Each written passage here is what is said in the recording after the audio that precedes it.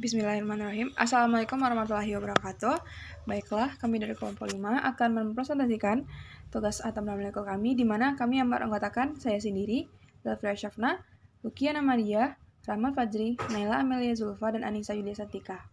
Pertama, kami akan menjelaskan tentang percobaan Rutherford, di mana percobaan Rutherford ini dilakukan dengan menembakkan sinar alfa, yaitu sinar yang berisikan partikel-partikel bermuatan positif melalui lempeng emas yang sangat tipis, di mana sinar alfa ini akan tertarik ke muatan negatif dan akan menolak muatan yang positif.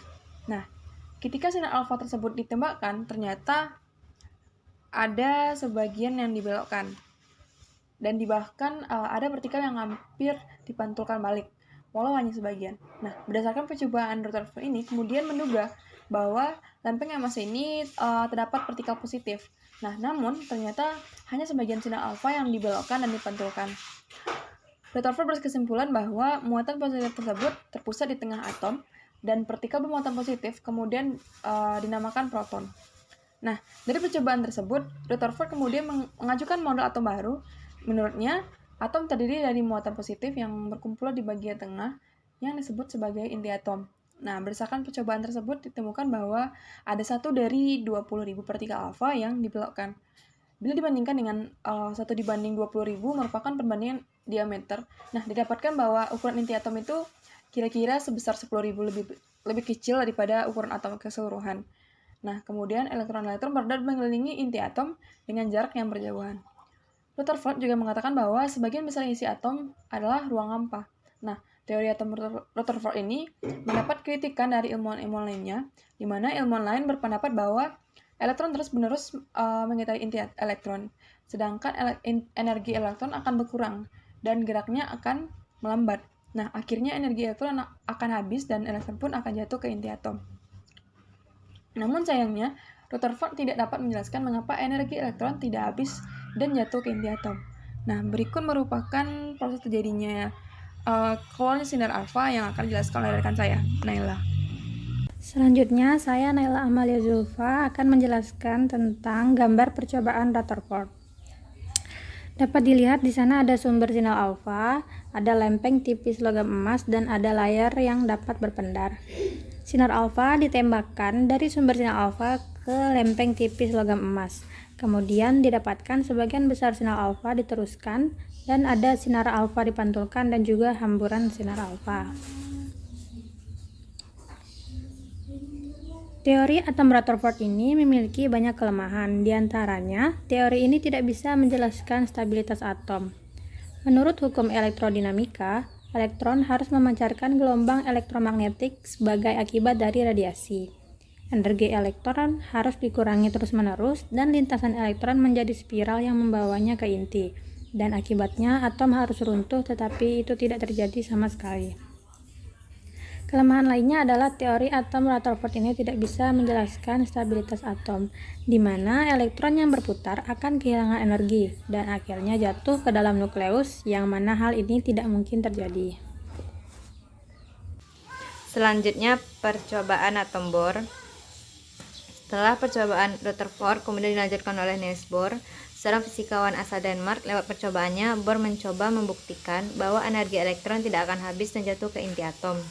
Bohr melakukan percobaannya dengan menggunakan spektrum atom hidrogen.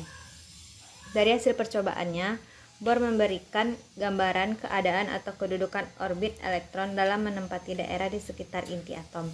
Bohr berpendapat bahwa elektron mengelilingi inti atom pada orbit atau lintasan tertentu dan hanya terdapat orbit dalam jumlah tertentu, dan perbedaan antara orbit satu dengan yang lainnya adalah jarak orbit dari inti atom.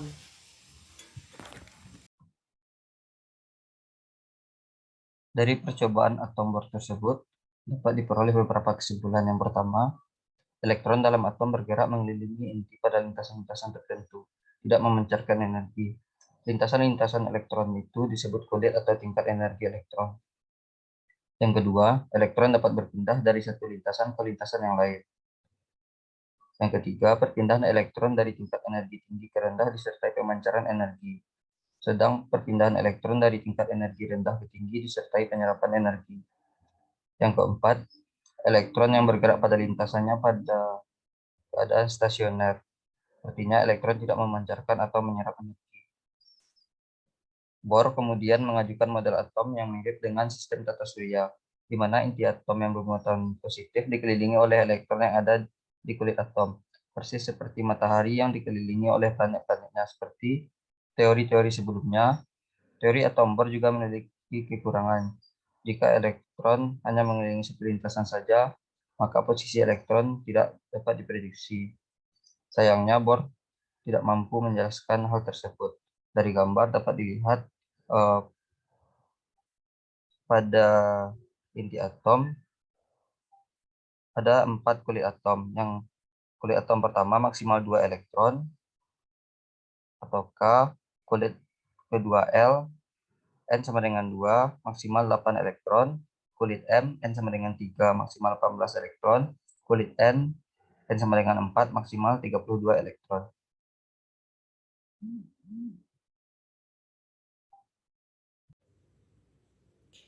Kelemahan lain dari atom Bohr yaitu, pertama, tidak bisa menjelaskan adanya ketidakpastian Heisenberg, yaitu tidak mungkin untuk mengukur dua besaran secara bersamaan. Dengan kata lain, tidak ada hasil pengukuran mutlak dalam pengukuran kuantum. Kedua, tidak bisa menjelaskan spektrum atom besar.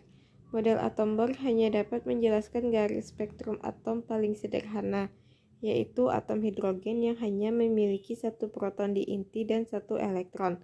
Sedangkan untuk atom yang memiliki banyak elektron dan proton, model atom Bohr tidak cocok. Terakhir, orbital atau kulit elektron yang mengelilingi inti atom tidaklah berbentuk lingkaran, melainkan elips.